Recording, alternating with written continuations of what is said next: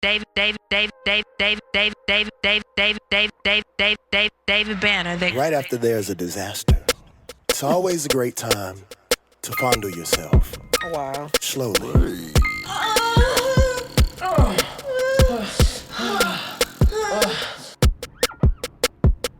Doc, can you say something deep? Deep. Deep. Like deep in the ocean? He said, what did you say? Like deep in the ocean? Oh, wow. Shit. Oh, don't. You married now. I'm trying to be with you.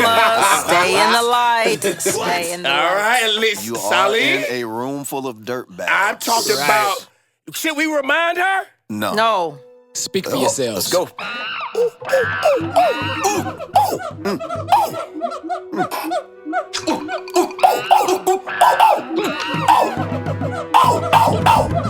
Black monkey!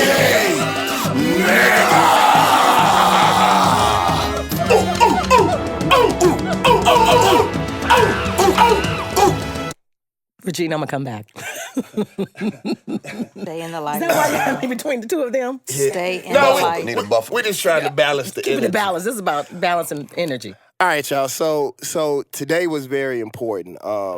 Today we're gonna talk about death.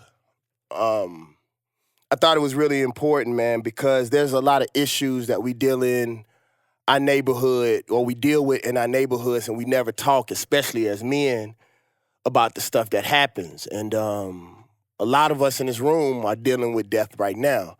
Karon, you my brother, man, and with the death of your mother, bro, like, I know that was heavy on you, and it happened during the time that we started being friends, bro, and I saw how you navigated yourself through that, and I thought maybe, you could help somebody else. Me, I lost my father, and in the way that I lost my father was a little bit crazy because my father had lung and brain cancer. So my father went from being an older guy who could literally, Scott, you knew my dad, like he could press 800 pounds. Like my dad lifted weights. Like it was even crazy being a young man who didn't know if I could whoop my dad ass or not. Like my dad I wouldn't have tried Zeno. Yeah, Zeno was a real fucking man. So to watch my father be that kind of man, and I'll tell y'all something, my dad went to hospice, and the doctor pulled me aside and was like, I'm gonna be real, like your daddy ain't gonna last 2 more days. He's too strong for that shit. He not gonna let nobody wipe his ass. Mm-hmm. And sure enough, my dad died within those next 2 days. Some of us have, older parents and older family members. So even preparing for that, I think, we don't deal with it as far as therapy is concerned. And I just wanted to have some real talk, today about death. I'll actually start off. Doc, when my dad was diagnosed with lung and brain cancer, it was crazy because me and my dad did not get along. Like, my father was a disciplinarian, and he didn't believe in all that laughing and smiling and shit. No, he laughing because Scott dad is the same way. He don't like that shit. He don't like, my dad didn't say he didn't tell me he loved me until I was like 24. Like, and I would have to make him, I would say, Daddy, I love you. He was like, love. I was like, Dad, I love you. He was like, love you too. Like, no, Dad, say I love, motherfucker, I love you, shit. And Zeno was stubborn too. He wasn't just gonna give in. And what happened was like Banner has a no shoes rule in his homes ever since I known him, right? Yeah. And his daddy wasn't gonna take his shoes off when he walked in there. So guess what? It was a table right by the door. He would come in there and sit right there all day. Mm-hmm. He wouldn't move. He wouldn't go past that. Cause what fucked my dad up even more, I used one of his lines on him. I was like, you said you do what a man does in his own house. And this is my house. My dad was like, all right, hot ass. Mm-hmm. And he would go, that's when I had 2 houses. He would go into the pool house. He would sit out there or he would sit at that fucking table. He was so fucking stubborn. He said, I don't know what y'all motherfuckers got on y'all feet. That was a smart man. But and he might have to run fast away. So he needed to be ready to go. But the crazy thing was, my dad, this is when I was touring all over the world. Like, I was touring 3, 4, 5 times a week. And it was funny. This is a real story. I was going to audition for Black Snake Moan. And I usually don't pick up my phones, but right before I was walking in the door, I saw that it was my mom. And I was like, yeah, Mom, I'm about to go into an audition. What's up? She was like, your dad has been diagnosed with lung and brain cancer. And it was so crazy because the young lady that was auditioning to me, she could tell something was wrong. And I told her, and she's like, you can come back next week. Like, don't even worry about the audition. I was like, I just found out that my father had lung and brain cancer. But I'm going to get to the point. The point is my dad told me, he was like, look, there's nothing that can happen. That this is terminal. I'm going to die. He's like, you've done more than 8 generations of people in Mississippi. You need to get your black ass back out there on tour. Like, you can't do nothing but sit here and watch me deteriorate. I did what he told me to do, and I still regretted it. Like, I made the decision to go on out there and be the David Banner that I could be, and like that still bothered me in my head. Like, if I should have been there while he was dying, you know what I mean? So, like, for me, that's something that I deal with to this day, and through therapy, through my own therapy, I realized that, you know, either way, there would have been regrets. You know, if I would have stayed home, then I would have been like, well, damn, maybe I would have had a time of what did my career look like? Right. And if I was there, would I've had to have that opportunity to say all the things that I hadn't said to my father. Right. Well, David, what it sounds like you were describing was survivor's guilt.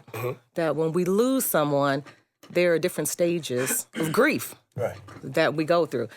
And oftentimes, some of the things that we experience as it relates to grief, they don't make sense to us. And we try and compare it to maybe someone else who has lost someone special to them. And if it doesn't mimic that, we think there's something wrong with us. You said it was something personal, like you were about to go somewhere. Yeah, this is a topic that is close to home. So for me, I have experienced death from the time that I was born until last year. I would go ahead and say that I have had at least 16 deaths of my immediate family. Most of them tragic, most of them untimely, and it has created the person that I am. And so when you're talking about the options that I had when I lost my father, should I have made this decision? I feel guilty because now my career has taken this path, but I feel guilty about that.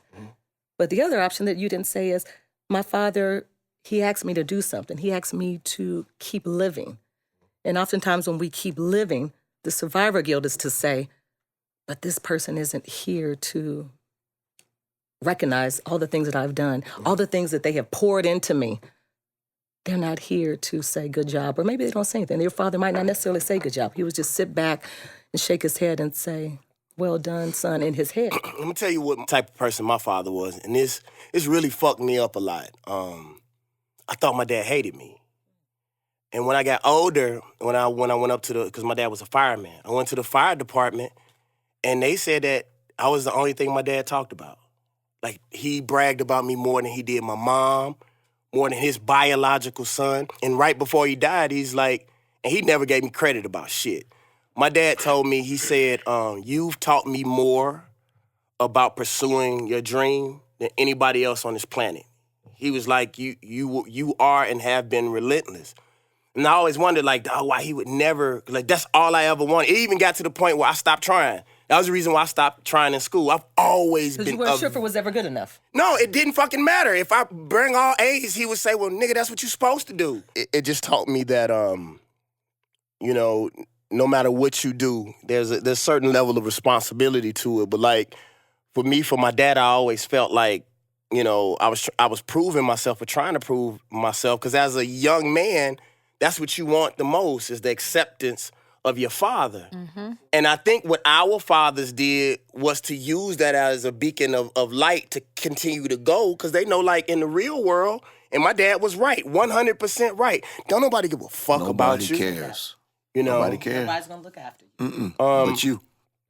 So one of the things that I wanted to move into, and we're going to go back to some of our personal stories, is like, you know, different people grieve in different ways. And since I was talking about my father, I wanted to give another example of that really quick, and then we'll all talk about how we grieve. When my dad died, it was in the middle of, well, my dad was diagnosed with cancer. I was in a transition of women that I was dealing with. And the girl I had been with for like 2-3 years, we were breaking up. And her and my dad were really fucking close. You know, Scott, they were really tight. Yeah. And when my dad died, the girl I was dating at the time, she didn't really know my dad like that. So she asked me, she was like, baby, what can I do for you in this moment? And I said, if you really want to do something for me, don't go to the funeral. And she was really upset. I was like, well, you know, oh girl, her and my dad were like this. You didn't know my dad, and she deserves to be there without being caught in the middle of our drama. And she didn't want to do that. And Lee, it was similar to what we talked about in relationships. Matter of fact, that was your episode. Like, a motherfucker say that they really there for you and want to do what you want to do, but they really only want to do what they want to do and knows what benefits them. Right. So like, you know, with me, I grieve in different ways, and then you just made me think about I've grieved in different ways for different people. Yeah. Absolutely. So like with my dad, motherfuckers didn't understand. I don't want to talk about this shit. Leave me the fuck alone. And people feel like they're doing something for you when they... I hate that because I'm the same way. I don't have to talk about things. I grew up alone, so talking isn't my mode of therapy. You know, we can talk about something else, but just asking me how you feel and you doing okay, that bothers the shit out of me. Mm-hmm.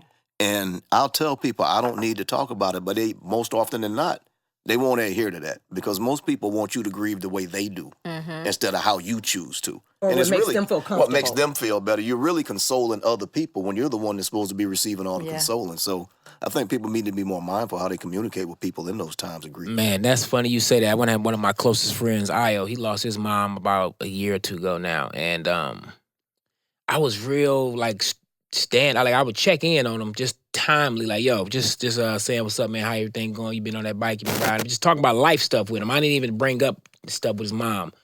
And then, you know, I kind of let him go through it because then when he got through, he's like, man, you was the only friend that understood how to just let me breathe. Like, you just let me breathe. I said, yeah, dog, man, I went through it, man. I understood. Like, I understand exactly what it is because everybody's journey is different. And me personally, I didn't have any survivors remorse when my mom passed. I don't believe I even needed to grieve because I had lived my life with my mother with such truth and openness with her that when she left, I didn't have any questions. If you really look at the source of grief and the word of it, I don't really try to carry that energy with me. So I try to stay. You can't do anything about it. You can't go back and relive those moments. For me, man, I'm so focused on moving forward and just trying to get to the next move or level. So for me, like, me and my mother was so close. And let me just back it up and just give you a history. My mother had sickle cell thalassemia, so my whole life I lived waiting on the other shoe to drop. She wasn't supposed to live to be 25. She lived to be 63. She broke a lot of just a lot of records in just the sickle cell community. When the doctors had her, she's like, this is amazing that she's even alive. So my mother's life gave me strength. So for me, when she left, we had such a relationship that I didn't grieve. I just went about honoring her by being a dad that I am and being, you know, chasing my acting the way I did, the way I do. And just staying true to what she poured into me and honoring her and being that way. Like, I watched my brothers and them, they went through different things because they weren't that open with her. They didn't spend the time they spent with her. Like, I was very intentional with my mother down, you know, I would never not come home and not go spend time with my mother just because I knew the sickle cell. I don't have the luxury of most people. You know what I'm saying? My mother could die anybody can, but I really lived that. So for me, I had to develop a different kind of sense of self and sense of life. Like, so I couldn't live in grief. I couldn't have those kind of things attached to it. I had just always be ready to be up because, man, it's heavy, man. When you live every day not knowing that the day could be the last day, literally, like, all for something simple. I mean, it's some simple with that disease, bro. A crisis can take you out. One thing that I want to say is the reason why I brought this topic up, and I appreciate all of y'all for being involved in it because it's not easy. You know, I know what I'm feeling right now. But I felt like in our community that we don't talk enough. And hopefully through the things that we are discussing with you all, one of you all will relate to one of us and it'll help you go through your time. And if you knew that was shit, David Banner was honest enough to know that he needed therapy, or this is what he didn't do and he suffered because of that hopefully, you know, I could do the same. Regina, your grieving process, what is it like for you? Well, for me, when my mom passed, like Karon's friends, those who just kind of called every once in a while, worked for me, because the people who would call consistently, like I didn't even want to answer the phone because it was like every time I answered the phone, I had to relive. There was a reminder the you of same, everything that's happening. and you have to keep going through it, and it's mentally and physically draining. So for me now, I try not to call people and be like, "How you feeling?" I'll just like check in, say I love you, you know, sit on the phone, whatever. And but talk about something other than Something what you're else. talking Absolutely. about. Calling them. Something Did you see that else. game last night, dog? That was crazy. absolutely, You know, it takes their mind. Yeah, man, that It's, joint was it's crazy. like living through a funeral every time you pick up the phone. Absolutely. Yeah, It's man, yeah. nuts. And if And- people and just people sit back have and good think intentions. for a second, it makes no sense. but it makes you feel the way it does. We should have talked about this on the Common Sense episode. Why are you making me relive this grief over and over again? But But you know they what's, don't yeah. know. They And- don't know. yeah, because, they yeah, think they're helping or you know consoling you. because but the average person's emotional IQ is that of a you know, it's bad. The emotional IQ of most people is really low. And an emotional IQ, that can be an episode when we down the line we'll talk about, because that's a whole nother topic. But you know, we can't go into that right now. But you gotta understand, most people don't know how to deal with you because they don't even know how to deal with themselves. Well, one of the things that I noticed with me is that I know it's crazy when I look back on Cadillacs on 22s. Scott, it's crazy. I'm gonna talk about that tomorrow at this little YouTube event, or this big YouTube event. But now when I look at Cadillacs on 22s videos, it's almost like a graveyard. right. Like one of the guys that I picked up off of the ground, you know, he was murdered. You know what I'm saying? I actually wrote a song about it. When I went to Fiji that time, they didn't. He had died that day when I was about to get on the plane, and nobody would tell me because they didn't want me to drag that over on my trip.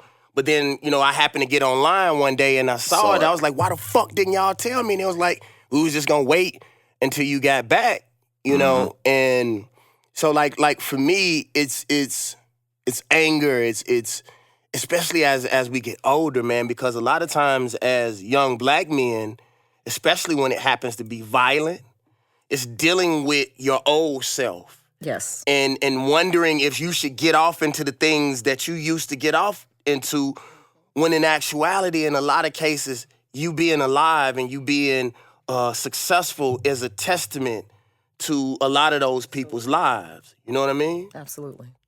Even in coping, we have to prepare, and I think we should talk about that. Absolutely. I'm not gonna yeah, do that's that. what, You you know gotta it's do funny, that. this topic, Banner. Look, check this out. Real talk though. Huh? Yesterday, Terry and I were doing our last wills and our trust. As a matter of fact, you are on my you one of my you are. I called you to ask you about this year about a year ago. Yeah, because if something happened to me and that nobody Absolutely. can speak for me, you got to be able to do it. Oh, I thought you was gonna give me some money.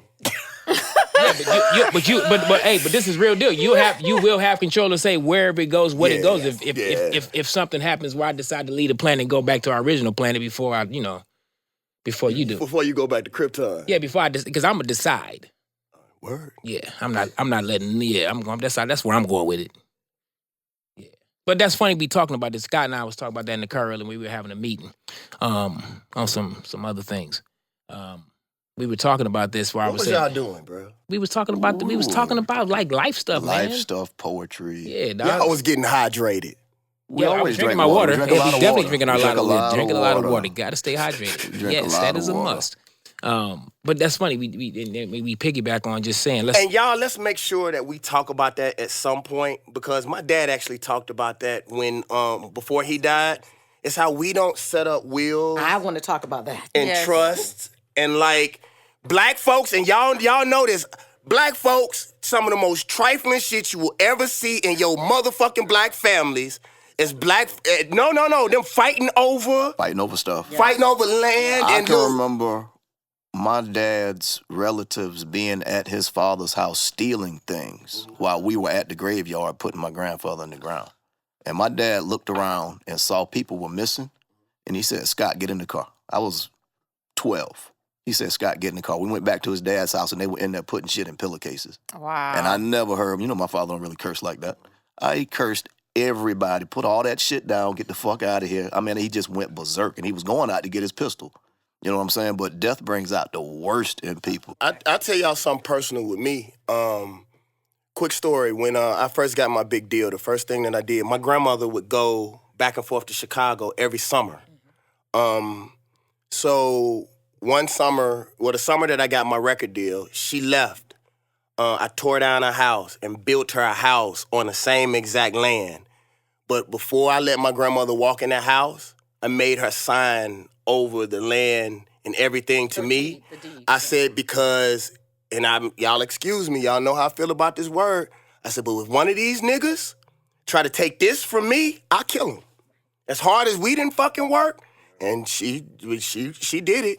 Cause like it's these are the things, the hard topics are things that we have to deal with in our community in order for us to heal. It was tough, man. It was tough, like saying who's gonna do what if something. I'm like, dude, I don't talk like this. I don't even want to. I'm like, what are you talking about? So I asked him, like, so how do you want to be? What do you want to do to your body? Simple stuff like that. You know what I'm saying? Karon and I don't was saying, cremate me, all y'all. No, little bro, don't let. Little people. Me Sorry. either. No, but I'm serious. Do not let nobody cremate me, cause I feel like I'm coming back. I'm dead serious. Do not let a motherfucker. Well, I'm coming back, but I'm not gonna come in this body. This body. Well, just in case, Well, I want to be here. But I just told I actually put instructions. I want mine to be frozen so I can have a blueprint on what I need to get back to when I come back to a new world. Like I'm actually be a kid. You think he joking though? In a He's new serious. world. You're not playing. I want to be displayed somewhere. So when I come back as another little boy or girl or whatever, I would be able to come back and see the. Well, Regina, when they actually tell stories about me, I want somebody to be able to dig me up and see that it was true. What? And you don't have a bone there. I was about to say, I don't think that's gonna work. They won't even be able to know. They can pull the meat out. No, the meat will be gone. It'll be even more dusty than it is now. Disintegrated. It'll just be a Hold pelvic on, bone. wait, let's stop. Everybody be quiet for 1 second. That was funny. Thank you. That was funny. That was on me, though. My job is done here. That was at my My work is done expense. here. But remove yourself from it emotionally and just look at the talent. It's there. It's there. Got you. You was about to say something, Lee. My question, I was going to ask her, like, just when people be like, how do you deal with it, or do you finally, like, get over it? Like, I don't think you ever really get over it personally. You don't ever get over it. You don't. No, you Because don't. it's like, my oldest brother was killed when I was younger. And, like, still that shit bothered me. You know what I mean? And then to, like, double down on it, like, just a week ago, his son, my nephew, just got killed. So I'm going home in a couple of days for a funeral, and that shit, like, make you relive it all over again. Hey, let me ask you a question, Lee. You don't mind if I was telling Lee, and it was my opinion. His mother has gone through so much, and it was my opinion. He asked me for my opinion, because y'all, a lot of times we give people opinions and they ain't ask you shit. Let people ask you for your fucking opinion before you start telling people some stuff, because you're not a fucking therapist, and a lot of times you fucking wrong. I always tell people this is my opinion, but I was telling him that, like, his mom has gone through so much, and she felt like she shouldn't go to this funeral, and I was like, I think that that's just fine. Would you agree with that? Yes, I do. Nah, because she was like, she really caught, like, of course she wants to, because that's her grandson, but she know the feelings, like the emotion. She just, like, she really broke down to me yesterday and was just like how hard it is on her, because my brother, that's her firstborn child, you know what I mean? So it's like, and then to see them and they look alike, it's just Her grandson, which is your nephew. right. It's just, man. Because we all have stages, and she may not be at that point, and so she is also may not be ready for closure. And everybody handles grief differently. And everybody handles grief differently. Short story. So when I was in college, I lost both my mother and my grandmother to a violent death. And there was my brother and I, which were her two children. Mm-hmm. And so we all handle it very differently. Both have the same father and mother, experienced the same loss through a homicide. And I remember getting the call. My apartment had just burned down a month before. And so I was dealing with being in college and dealing with this apartment building down, and then to get this call that said, come home. And I'm not coming home. I was just home. The apartment caught on fire. I'm not coming home. And I was resistant to doing it until the person on the phone said, Mom's dead. They didn't say that Grandma was dead either. So I went home. And one of the support systems that was important for me, but I was 20 at the time, was all of my friends were sitting in the living room. They're 19 or 20. They didn't know what to say, but just them sitting there, I didn't say anything. For one, it was a shock. It was painful. It was hard. And just them being there for me was all that I needed. None of us knew what happened, so it was on the news. And so no one needed to say anything. But the fact that those friends from home were there, and then my college friends, they didn't know what to say because they were young. But when they came, they handled it very differently. They came home and said, we're just coming to get you, Ratima. We're coming to drive you back to school, to come to a party, just to make you feel better. And some people say, that's crazy. They came back and told you to party? No, they came back because they said, this place is scary for you. I realize that what has happened is scary. And so we want to surround you with love by just saying, maybe we can drive you home for 2 days. But the moral of that story is how we deal with things differently is I dealt with it by taking back what I remember. What was my mom's goal in life? And what was her intent? Her intent is that you never stop. You keep moving. So that happened. I went back. I stayed home for 2 weeks while we buried her and got everything prepared. And I went back to college in the middle of finals. And I finished that year. I didn't come back. And I just kept going through college because for me, that's how I do it. I just studied. And the truth is that's why I went into counseling. Scott, you was going to say something? I lost one of my best friends. She was 44 of breast cancer. And if you've ever heard me speak about nutrition, I always dedicate my talks to her.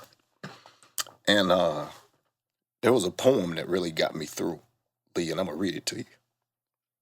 But basically, I just talk to her sometimes. She might not be physically in this room, but I carry her with me everywhere I go. And there's a poem called Death is Nothing at All. Y'all have to excuse me, I still get emotional when I think about it. And it says, Death is nothing at all. I have only slipped away to the next room. I am and you are you. I am me and you are you. Whatever we were to each other, we still are. Call me by my old familiar name. Speak to me in the easy way, which you always did. Put no difference in your tone. Wear no forced air of solemnness or sorrow. Laugh as we always laughed at the little jokes we always enjoyed together. Play, smile, think of me. Let my name be forever the household word that it always was. Let it be spoken without effect, without the trace of a shadow on it. Life means all that it ever means. It is the same that it ever was. There is absolutely unbroken continuity. Why should I be out of my mind? Because I am out of sight. Why should I be out of your mind? Because I'm out of sight. I am but waiting for you for an interval somewhere very near, just around the corner. All is well. And that's helped me get through, man. Because, if you think about somebody that's just out of town, they're not physically with you. It's kind of the same with death. That person's not physically with you, but they're with you in spirit. And that kind of helps me get through times like this. So I just wanted to share that with you. I appreciate it, bro. That was an honor. I was telling Banner the other day, and he told me not to feel this way, but it's like, my brother died, right? So it's 3 more of us. We supposed to make sure his kids is cool. You see what I'm saying? I'm the youngest of us all. So the difference in age between me and my nephew is the same difference in age between me and my next oldest brother. So in the process, I'm still getting myself together throughout all this. So I didn't really have the time or got to the place where I could go to get him to, but it felt like, damn, I still should have figured something out. And it'd just be like, man, fuck, like I let him down for real. There's always somebody to pick up the pieces. We each have our role. That brother that I was talking about that went through it, he didn't engage in those habits right away. He said, I need you to go to finish college. That's what Mom would want. That may have taken 4 or 6 years for me to finish school, and then he wasn't able to get through anymore and engaged in drug use. And then at that point, I was at a time where I was able to step up and take his 2 children. I might have been 23, but to take those 2 children because he couldn't do it anymore. And so our time is cyclical. It comes back around, and you'll be able to give back and pick up those pieces. What I was telling him was that you are now just getting in a point where your life, you like really close, you know, and we almost didn't do this episode because of what happened to Lee. And I asked him, I was like, little bro, is it cool? Because something that we can't do is it's a thin line between what we're doing in entertainment and helping somebody and whoring out our emotions and our feelings. And I toe that line every day. Every time I do this podcast, I teeter on, am I doing too much? Dave Chappelle said it's a thin line between a joke and people laughing at you. You know what I'm saying? There's a difference between helping people through their situations, vicariously through our situations, and we whoring out situations. So we always have to keep ourselves in check. But the thing I was telling Lee was like, man, like, you're just now getting very close. I've watched him grow, like, since we've been doing this podcast. Like, this motherfucker is turning into the motherfucking superstar in front of us. You know, and I was like, dude, if anything different, like, you were the youngest. He had so many people in front of him. I was like, bro, you was almost there. And I was like, for us to say, we can always say what we could have done, but that's not the case. We just got to continue to move forward. And the same thing that I told you about your older brother. Like, you are a testament. Your life right now, from what the fuck you came through, like, bro, I didn't even know you then. I'm so fucking proud of the man that I've helped you in any way that I've helped you, whether it's small or big. We are all proud of you. So just your life is a testament to what other people could or can do if they decide to go down the same pathway. Because we got so many, I mean, you know, you from Detroit, you know what I'm saying? Florida, Jackson, from the west side, San Francisco, the Bay Area. We got so many other examples of if you decide to go that way, what can happen. You are a living testament to what some of those sacrifices mean, bro. You know, so in saying that, what do you have any suggestions of what are some positive ways? Because one of the things that I learned through my father's death was in actuality working out and walking. My doctor told me if you walk in the sunlight, if you walk next to water and it's very far away from you, running actually raises your endorphins. And like I started noticing, you remember, Scott? I used to run for hours. Just run on that treadmill, run on that treadmill, and I would feel better when I got off. There's some mechanisms that people can use in order to help them in times of grief? First, I would say allow yourself to feel. Oftentimes, we question what's normal. And normal is different for each of us when we're grieving. Even feeling numb is part of the norm. So for men, oftentimes we'll say, I don't know what I'm feeling. Is there something wrong with me? That numb feeling is your body's way of coping, because at that point, you're still in shock. And so as your body progresses, and emotionally and spiritually, that numbing feeling will go away, and it would go into another stage. And that stage might be, sometimes it's denial. I can't believe this has happened. Sometimes we will say, I isolate and I just need that time for myself. It depends on what that isolation looks like. That isolation where you just need time to go to the water, ride a bike, pray, sing. We all have things that help us to feel healthier. We then feel angry and we say, do I have permission to feel angry? And sometimes we are angry at the person that has passed. And then we feel bad about being angry. We might be angry because I wish you didn't engage in that certain behavior. Why did you leave me? Or you know you got some kids to raise, man. What you doing? Or, Mama, why were you at that house and you shouldn't have been there?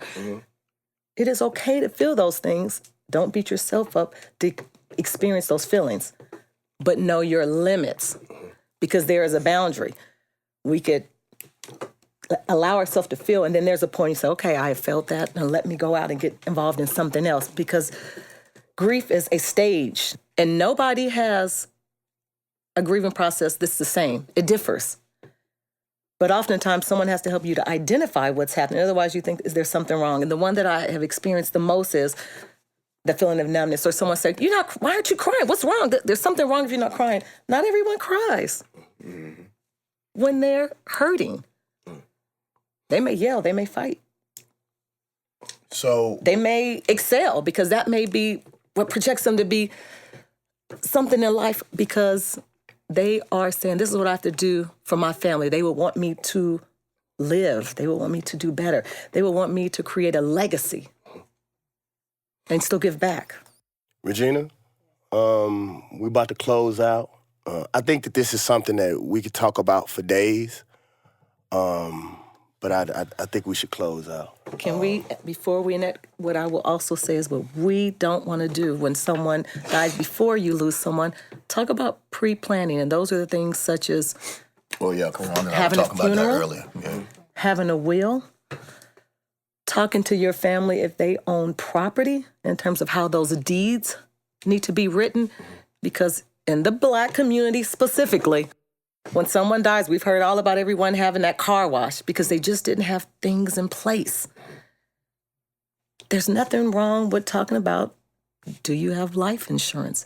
That is making sure that when the inevitable happens, you're prepared and you are allowed to grieve because everything else is in place. I had a business teacher once, in closing, he said, the only true investment that you can make that works is insurance. He said, because everybody's going to die. Like, so it may not benefit you, but if you want to make sure that the people who come after you are okay, make sure that you have your insurance. I love y'all. It's the David Banner Podcast. We're going to leave you with an elder as we always do.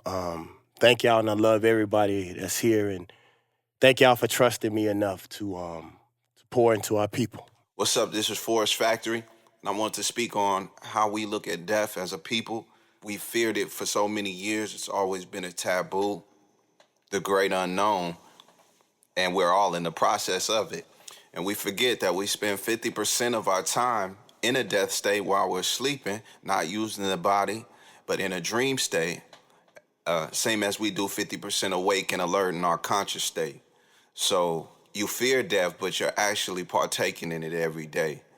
It's also a part of life. It's a necessity. It's needed. Anything that grows, it transitions, just like we're watching the cycle of nature, which we are part of. It's not separate from us, but a part of us. So you can't separate it. It's just like heads and tails. They're opposing opposites, but they're of the same quarter. So that's just something that I think that we need to come and understand, that there's never not a time that's not now.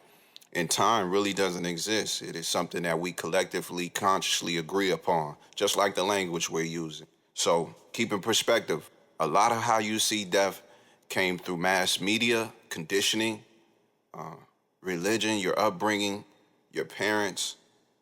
Those who came before you have given you your way of thinking about how you see death, when truly death is also a gift, as well as birth is a gift. The first breath and the last breath are one. There is no eternal darkness. It's always now. Do you remember how long you were asleep before you were born? Nah. It's always now.